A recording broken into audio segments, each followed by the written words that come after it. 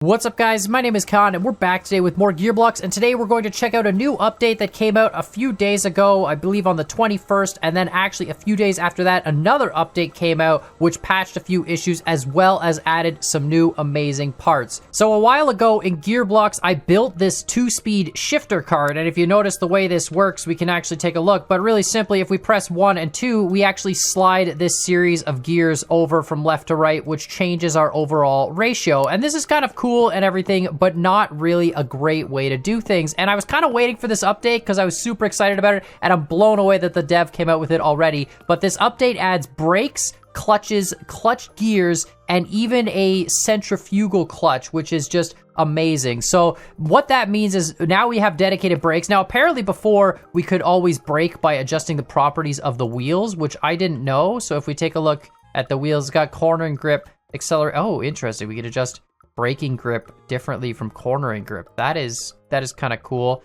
I guess these wheels can't do braking. There were apparently some wheels that have brakes built into it, but it doesn't matter. Now we've actually got dedicated brakes. So look at this. We've got disc brakes, centrifugal clutch, clutch ring gears, and more clutches. It's kind of amazing. So I want to see what these actually do. We're gonna just get rid of the go-kart for now. We're gonna try and build a creation and see how these actually all work. And then are the clutch gears? No, the clutch gears are, oh, clutch gears right here. Yeah, so this is amazing. So essentially what the clutch gears are is they're a gear that you can engage and disengage from the axle. Now, if you ever look at how a real car transmission is built, they don't have gears sliding in and out of each other because that would just be horrible to try and mesh gears and line up the gears while they're moving back and forth and spinning. It would be terrible. So on a real transmission, all the gears are all engaged in all the different combinations the entire time, and you use a series of sort of clutches. It's not exactly a clutch, but essentially it's a clutch that engages which gear you're selecting at what point in time. You really have one master clutch that, anyways, it's a whole thing if we wanted to talk about transmissions.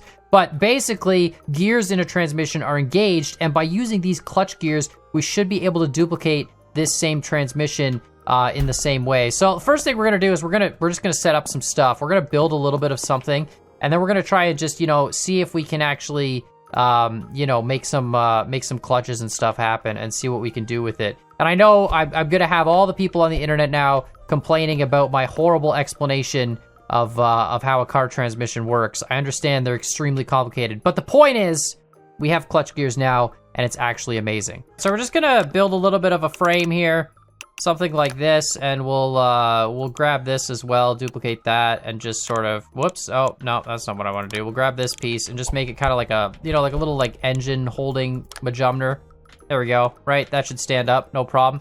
And then we're gonna put a servo motor on it. Let's just grab a continuous servo motor small here, slap that on the front. Let's grab ourselves an axle.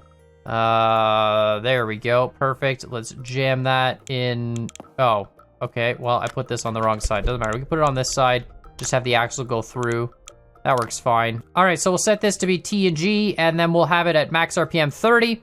And now if we turn this on, I think it's like, yeah, the axle's rotating. It kind of, I guess I should put something on the axle. That would sort of help in being able to visualize what it's doing. Let's start with a clutch. Let's just start with a basic, there's a centrifugal clutch, which is a clutch that engages more the faster it spins. With a centrifugal clutch, we can actually build stuff like snowmobiles and mopeds and go-karts, really. When I was growing up, we had a couple of snowmobiles, and the snowmobiles would use a centrifugal clutch. So it's one throttle, but as you apply more throttle and as you get going faster and faster, the clutch spins faster and faster, which causes essentially this big spring to release. You're pulling centrifugal force against this spring, which changes the size of the front clutch to the back clutch, and thus changes the ratio. So there's a belt between the two of them, and the ratio continuously changes as you go faster, which is what allows the snowmobile to accelerate. That's the same thing that happens on mopeds, where they have a little centrifugal clutch that, again, it's a pulley, so the one side changes in one direction, and it gets smaller at the back and bigger at the front, and therefore changes the ratio. It's really, really cool stuff. And I'm curious to see how this works in the game. But anyway, let's just start with a basic clutch. So we'll just bring this back down to there. Let's put a clutch on it. So we can attach a clutch there, and I guess we take another axle and attach it out the other side of the clutch, like so. Okay, so there's one there, and this one's rotation and this one's not. And then let's put a gear on this axle just so we can see what the output is, because if we highlight a gear, it'll show us It doesn't really matter. Let's take one of these crown gears. Sure. There we go. There we go. Just slap that there. And again, we'll rescale this axle as well. All right, so let's set the clutch to 6 because there's no hotkey that uses 6. And now if we have this thing, T rotates forward at 30 RPM. Now if I hold 6, I'm holding 6, continues to spin. Oh, cool, because it has momentum. So there we go, hold 6. Now I let go of T, and you can see it's slowly slowing down, but the clutch is there. And if I hold 6, okay, so now if I hold 6 off the bat, I really need a gear on this side. Yeah, okay, hold on a minute. Let me duplicate this guy. And let's just slap you. Okay, I probably have to freeze this first. There we go, slap you there. There we go. Now we can compare this gear speed to that gear. This makes a little bit more sense. All right, so T, they're both rotating at 30 RPM. Perfect. So if I hold 6, which is the clutch button, now T rotates this one at 30 RPM. This one doesn't rotate at all. I let go of 6, it engages. I press 6 again. This one slows down. Look at that. That is actually really, really cool. All right, so we can make a clutch now. That is neat. That is very, very neat. We can do a lot of things with a clutch. All right, next thing I want to look at, let's look at brakes because there's a disc brake. So I don't exactly know how this works. Like I can just, well, hold on, let me freeze this. Whoops, okay, well, let's rotate, there we go. So if I take a disc brake and I put it on that, but the disc brake, like it's not attached to anything else. I don't understand. Is it just gonna, control key, let's make this 7. Again, not bound to anything. Okay. And then I also have the ability to change the torque of the brake, sure. All right, but how does this, does it need any connections at all? Does it like power or anything? No. Okay, so how does this work? So if I go T, we're moving forward, the brake is spinning, and if I press 7, oh, it does need to be attached. Okay, hold on a minute. I was just about to say the brake does need to be attached to something. Okay, it was working there. So I guess the disc part, do I just take like a beam and attach it to where it is? I don't know. Oh, it attaches to the inside. Okay.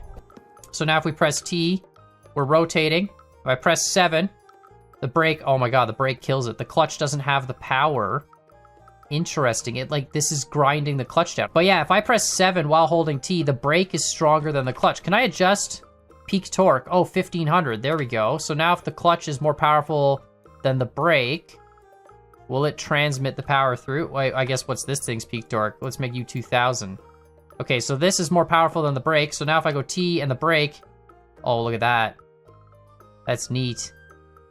That's so cool. And then if I press 6, the clutch disengages, so the brakes stop this one completely. If I let go of 7 and 6, we re-engage. This is really, really cool. This is wicked cool. You can do some really cool stuff with this. Okay, so like we had brakes before apparently on the wheels, which I didn't know. So let me just check that. I can just throw a wheel on this. I know this is sort of just like an experimentation episode, but really I wanted to actually spend some time and look at the functionality of all these things before, like, you know, I tried building something else. So let me just scale this out. And apparently wheels had a braking power as well. But this is different because now we're braking at the axle. We're not braking on the wheel. So that, like, if you brake the wheel, I'm assuming that means you brake the traction. Let's just grab, I don't know, a car wheel. Oh, it's the ones that have the built-in brake. Oh. It showed it had a built-in brake. It doesn't anymore. On the picture, it showed a built-in brake disc. That's interesting. Does it have brake power now?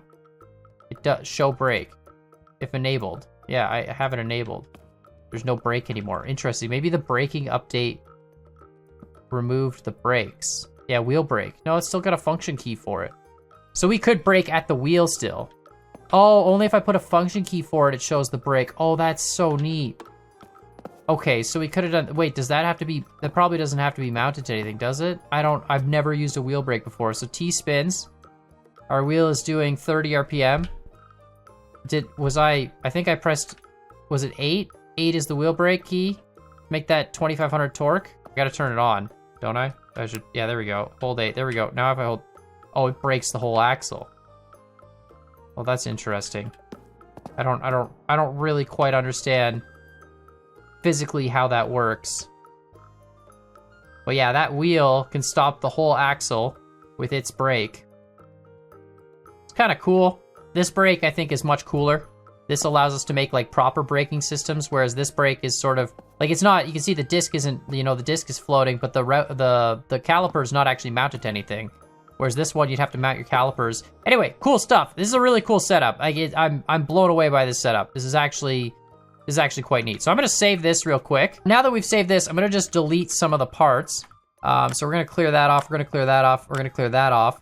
And then what I wanna do, actually, let's clear this off too, and just have only the one axle. Now what I wanna do is try and see how the centrifugal clutch works and the clutch gears, because I think those are gonna be super cool things. So first thing we're gonna do, we're just gonna make a duplicated sort of spot over here, like this. And I'm probably gonna have to reduce the size of this gear by a lot. So we're gonna do that. We're gonna take a second axle like so and just put it through, I don't know, like that point for now. And then we'll scale this back, of course. Let's just put a couple of tiny little bevel gears. And these are just gonna be so we can kind of scroll over it and look at what the RPM is doing. We could put meters on it as well. There's RPM meters and speedometers and all that stuff. It's wonderful. But anyway, let's just do the first thing I want to try, which is the centrifugal clutch and ring gear. Is that like a centrifugal clutch? Oh, it's just a clutch with an actual, oh, that's interesting. It's like a clutch and a ring gear built into one, rather than, I don't really know what you would want that for. It's like a clutch with, you know, we gotta look at how these work too. Okay, so hold on, what does this do? If I put a parameter on the clutch, control key 6, right? And I turn this on, and we duplicate this axle, and put it on the other side of this, right? And then we duplicate this gear and put it there. Look so this is like, if I go T, it spins, right? 30 RPM, 30 RPM, okay. If I go 6 and press T, this spins, and this doesn't. So that gear is tied into the clutch spinning. There we go, interesting. I don't really know what we'd need that for. But I mean, it exists, so that's kind of cool. It's literally like both pieces just built into one. All right, well, that's neat. So now the question is, how does the centrifugal clutch work? If I put one here.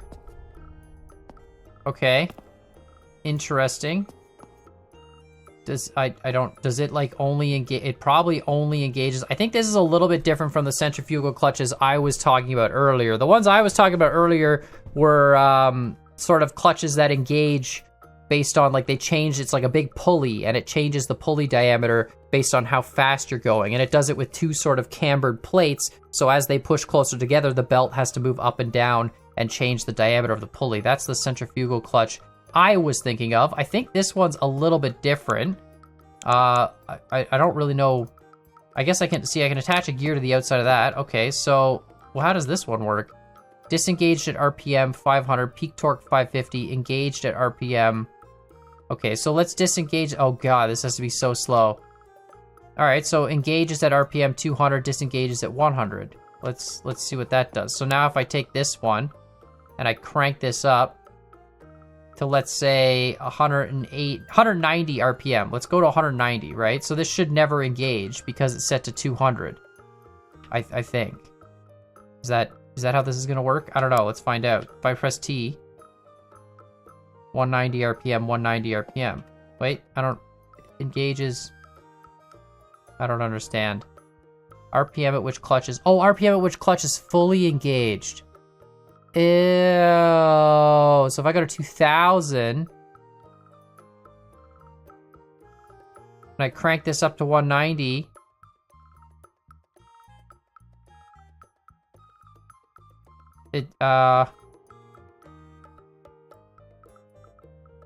I guess because the torque is so low is the problem. I don't have this in a loaded condition. So because it's not loaded, it just transmits all the power. It's kind of cool.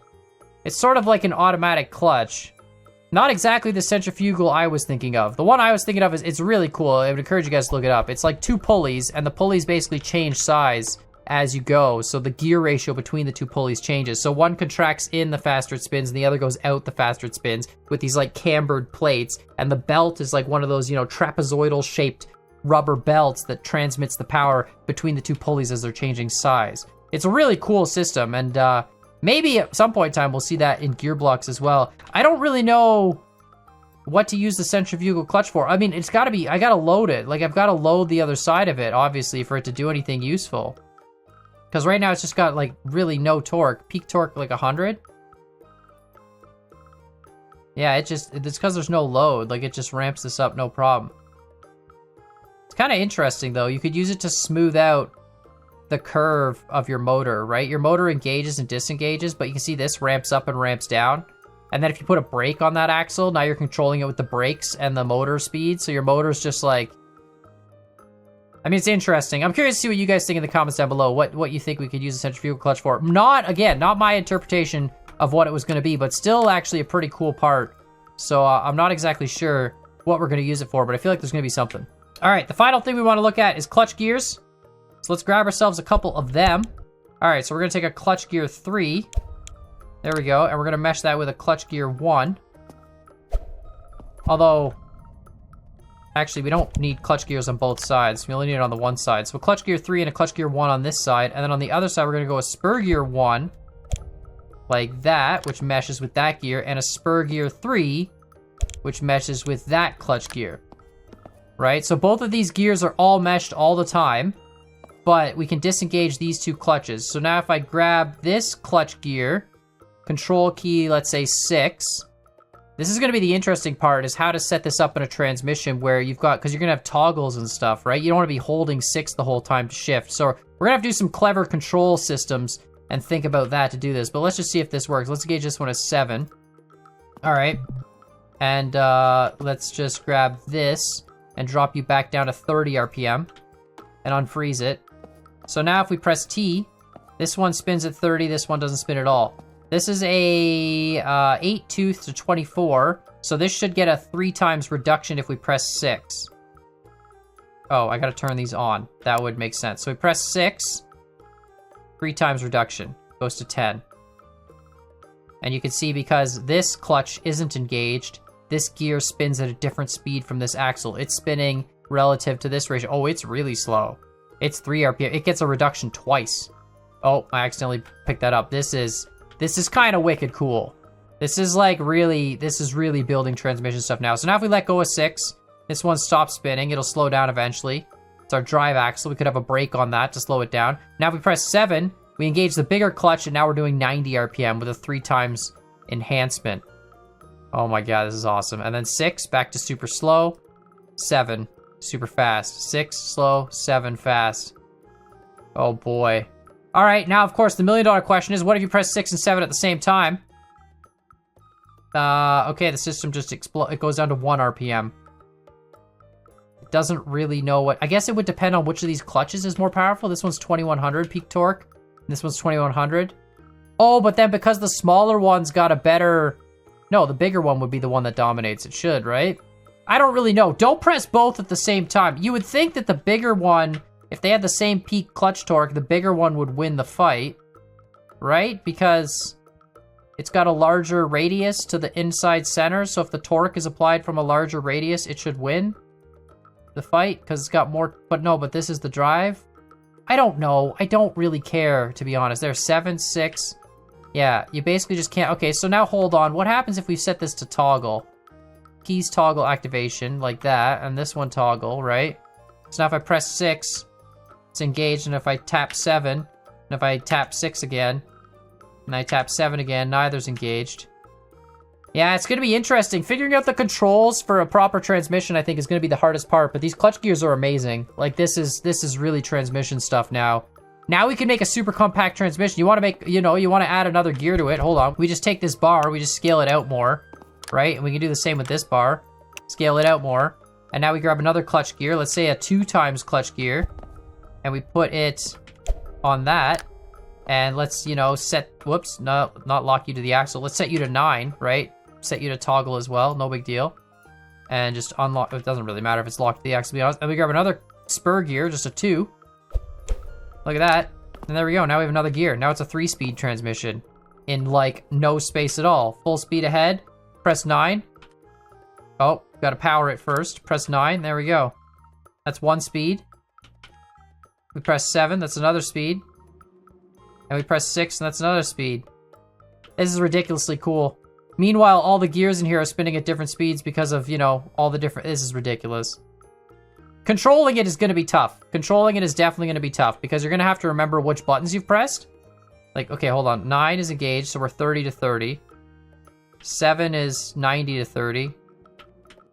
And 6 is 10 to 30. This is wicked. This is the coolest thing. This is exactly what I was waiting for to make super compact transmissions. I mean, this is awesome.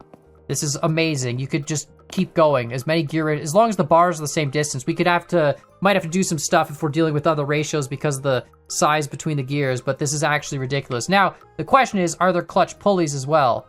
There are not. So there's only clutch gears. So if you want to do a clutch pulley, we'd have to do a clutch before the pulley on the same axle and then do the pulley as well. So we could do it that way. But then it would be impossible. You'd have to split all the pulleys with clutches in between. Either way, this is amazing. Yeah, like this is so cool. I'm so glad there's dedicated disc brakes, and I'm so glad there's clutches, and now we can make really, really cool transmissions. So I'm gonna have to work on some cool transmissions and slap them in some go-karts and other vehicles. But yeah, let me know what you guys think in the comments down below. Let me know what you think of Gearblocks and this Gearblocks update. I think it's gonna be super cool. Gonna have to start working on some better race cars and some better suspension setups. I just finished another RC car build, and it really got me in the mood to, you know, do some Gearblocks stuff because the stuff is so similar, and it's just really, really cool to, you know, build gearing and suspension systems and little cantilever setups. And this car is actually like a crazy conversion where we put a different front end on it, and it's amazing, and it's an awesome little drift car. So let me know what you guys think in the comments down below. Make sure, of course, you hit that like button, hit the subscribe button, and as always, I hope you guys enjoyed this video, and we'll see y'all next time.